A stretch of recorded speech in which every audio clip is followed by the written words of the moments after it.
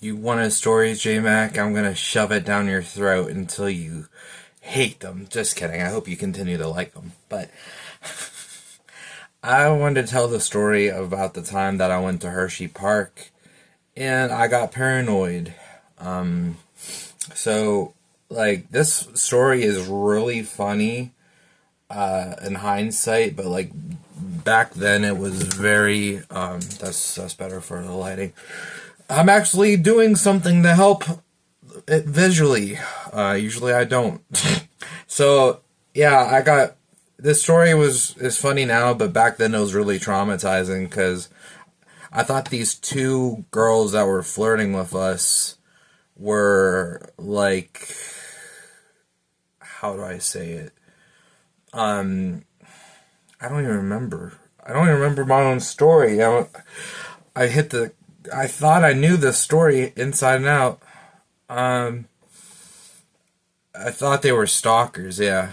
Because they wanted a picture of us, and one of my friends was like, "Oh, they're stalkers." Then in my brain, I didn't sleep very well. Those couple of nights because guess what? If you remember my Hershey Park video, I slept on the floor because they took the bed, and I did get better sleep that night. But of course, school they had everyone like wake up so early, so I didn't really recover. We woke up around like 7:30, 8 o'clock on a field trip. I'm like, you got to be kidding me. And but I just remember like that first night I did not get sleep at all. I'm like, well, it's gonna be the next day, so I might as well not get any sleep that night. I was continuously losing more and more sleep because I got a PlayStation Portable. That's a video game, and I was playing the shit out of it, and I didn't want to stop, and I started losing sleep because of it. Because it was really easy to play and hide, and then I don't. It's a lot more convenient to do this than have it on the big screen. I don't know. I just got addicted to the PlayStation Portable, and well, anyway, yeah, I took them seriously because I'm autistic and I take things literally. But when I'm paranoid, oh boy, that's a whole nother world, a whole nother ball of wax. It's a house of wax, as the light from Very Little Toaster says. Sorry, it's been a long day. I'm just kind of silly right now, but that's good for a story time. I told a security guard I was that paranoid. Like a friend there was laughing at me, like that I'm paranoid. Like he wasn't a very good friend at all. Like looking back, like he was a really shit friend. Like he let my delusions run wild and laugh at me over it, and like let me just talk to the security guard and give them. I gave them a really good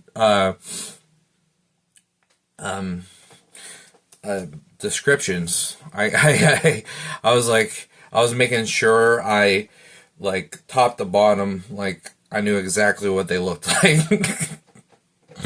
And yeah, and I got called a creep because of that because I knew like a lot of the details, but I was that paranoid, man. I wasn't like. Of course they were attractive, but I wasn't like checking them out more like in 8th grade. I was 13, 14.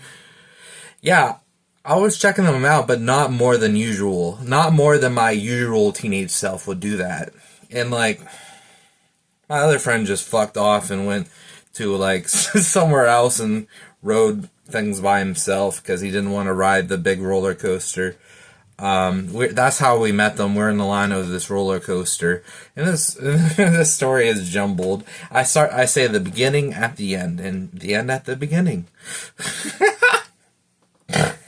Yeah, it got really bad to the point where it was like I was at home worried they'd like find out where I live and stuff. Like I was really paranoid, so I was like, I didn't want to ruin the floor, but I had this like shovel and I was like trying to make a dent so in case I need to, like, I don't know, for some reason. I guess this is another story time that kind of leads into another story time, but let's just say I was losing it.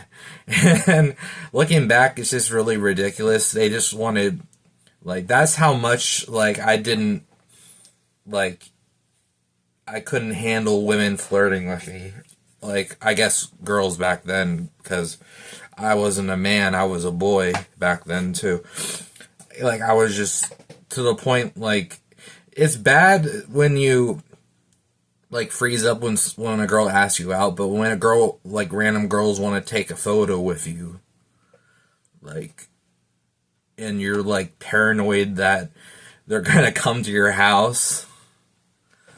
Like, I don't remember if one of my friends said that, but, like, that became, like, a running joke, like Hershey Park girls, like, that's